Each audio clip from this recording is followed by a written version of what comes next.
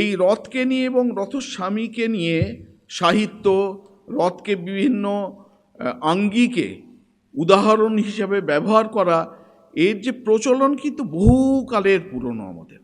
আমরা যদি দেখি রামায়ণ মহাভারতে তো আছেই, রামায়ণের যুগে রথের ব্যবহার, মহাভারতের যুগে রথের ব্যবহার।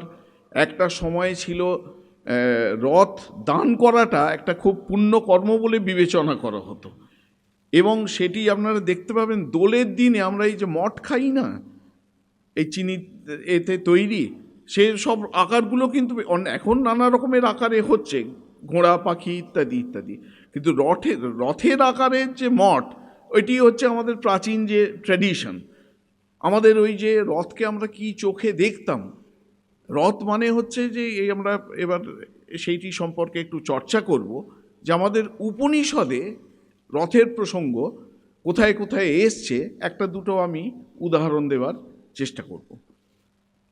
শুক্ল যজুর্বেদীয় যে বৃহদারণ্যক উপনিষদ, ওখানে রথের প্রসঙ্গ আসছে। রথের প্রসঙ্গ আসছে কোন কি বলতে গিয়ে না, আমাদের তিনটি অবস্থা আছে: জাগ্রত অবস্থা, স্বপ্ন অবস্থা, সুষুপ্তি অবস্থা।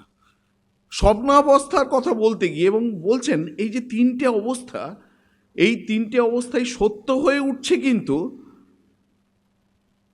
যাকে আমরা প্রত্যগাত্মা বলি, যেটি আমাদের প্রকৃত স্বরূপ, সেই প্রত্যগাত্মার সন্নিধিতে এই তিনটি অবস্থা সার্থক হয়ে ওঠে, অস্তিত্ব সম্পন্ন হয়ে ওঠে, তিনটি অবস্থাই। এখন সেই স্বপ্নাবস্থার কথা বলতে গিয়ে ঋষিরা বলছেন, ঋষিদের অনুভব হয়েছে এটি, ন তত্র রথা ন রথযোগা ন পন্থানো ভবন্তি অথ রথান রথযোগান পথ সৃজতে।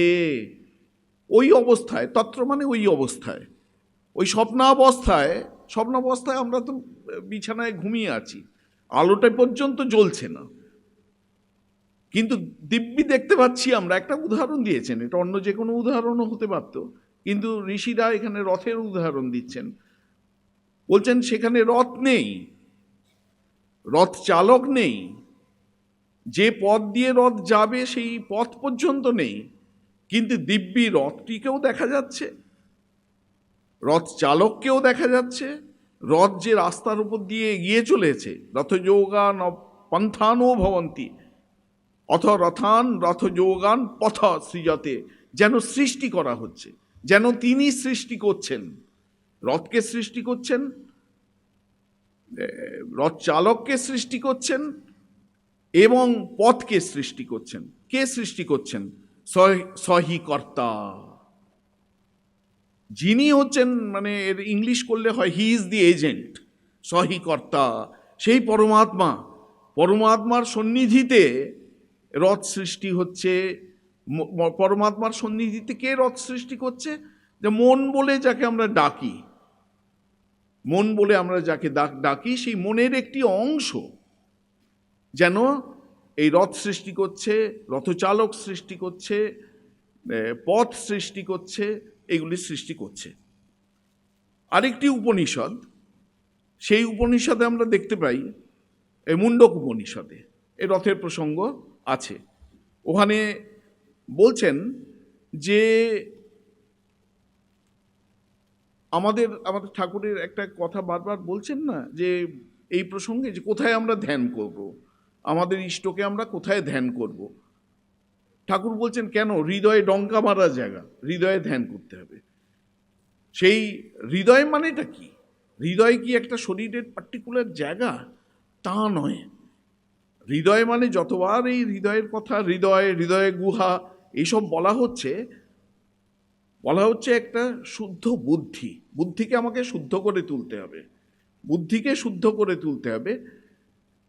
সেই প্রসঙ্গে বলতে গিয়ে বলছেন, অরাইব রথনাভৌ সংহতা যত্র নাড্য সৈব অন্তশ্চরতে বহুধা জায়মানঃ ওমিত্যেবং ধ্যায়থ আত্মানম।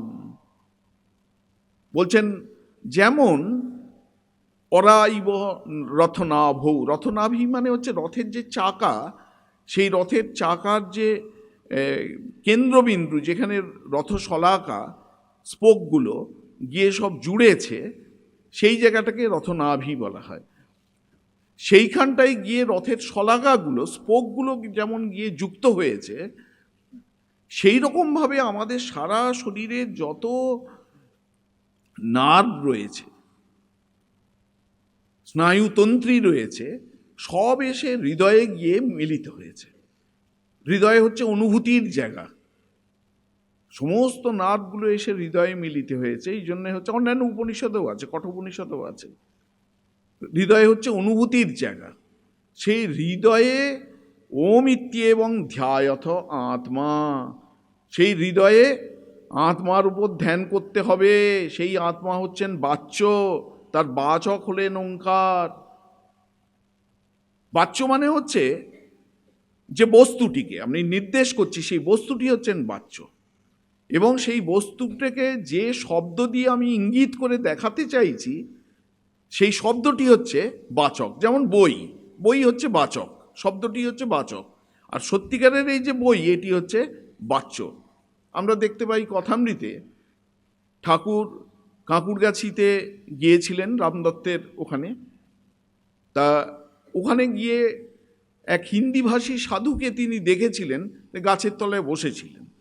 ঠাকুরের ওই সাধুকে দেখে খুব ভালো লেগেছিল। উনি রামদত্ত, কেদার চাটুর্য এদের বলেছিলেন যে পরের দিন যখন তোমরা যাবে তখন এই সাধুকে নিয়ে যাবে। পরের রবিবার দেখা যাচ্ছে, কথামৃতে বর্ণনা রয়েছে যে রামদত্ত, কেদার চাটুর্য ওরা ওই হিন্দিভাষী সাধুকে নিয়ে দক্ষিণেশ্বরে এসছেন। ঠাকুর ওই সাধুকে দেখে এত খুশি হয়েছেন, তাকে ওই ছোট খাটটিতে ঠাকুর বসেছিলেন, নিজের পাশে একবারে খাটে বসিয়েছেন। বসিয়ে পিঠে হাত বুলোতে বুলোতে তাকে বলছেন, ঈশ্বর প্রিয় প্রসঙ্গ করছেন, বলছেন যে আচ্ছা, ঠাকুর হিন্দিতেই কথা বলছেন, ঠাকুর খুব ভালো হিন্দি জানতেন, এবং আবার সেটাকে বাংলা করে নিচে যে ভক্তরা বসে আছেন তাদের আবার ইন্টারপ্রিটারের কাজ করছেন, এই করে বাংলা করে বলছেন যে আচ্ছা জি, ঈশ্বর কীরকম? তা তখন ওই হিন্দিভাষী সাধু বলছেন, ও তো ওঙ্কার হ্যায়, ও তো প্রণব হ্যায়। তা ঠাকুর তখন বলছেন, ও তো বাচক হ্যায়।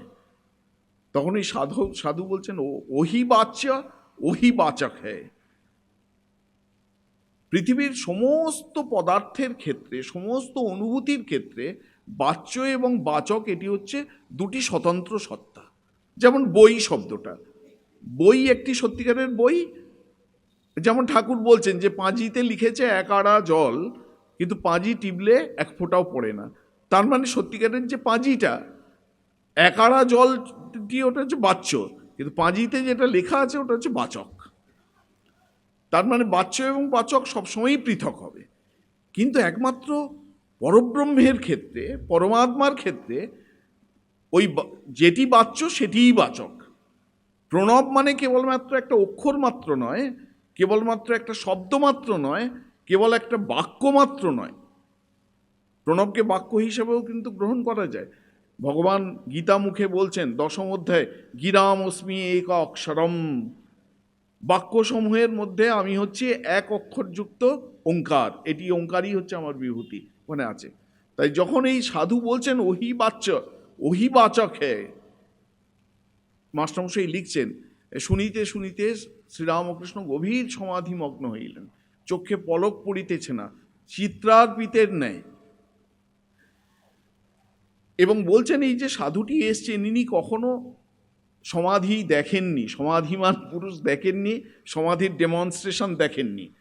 যেন সেই ল্যাবরেটরিতে যেরকম করে ডেমনস্ট্রেট করা হয় না, এই দেখো এই হচ্ছে অক্সিজেন, এই হচ্ছে লিটমাস কাগজ, লাল কাগজ নীল হয়ে গেল, দেখানো হয়।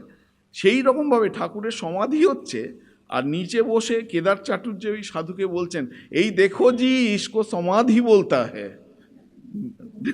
ডেমনস্ট্রেশন হচ্ছে আর কি, একজন করে দেখাচ্ছেন আর একজন তার বলছেন, এই দেখো জি ইসকো সমাধি বলতা হ্যায়। তা এই যে এইটি হচ্ছে উদ্দেশ্য আমাদের। এই যে রথ টানি, কেন আমরা রথ টানি? রথস্বামীকে মনে পড়বে বলে আমরা রথ টানি। আমাদের প্রাচীন সেই কথা রয়েছে, রথে চ বামনম দৃष्ट्वा পুনর্জন্ম নবিদ্যতে। রথে সেই রথস্বামী কিন্তু হচ্ছেন পরমাত্মা। আর ড্রাইভার আর রথস্বামী কিন্তু এক নয়।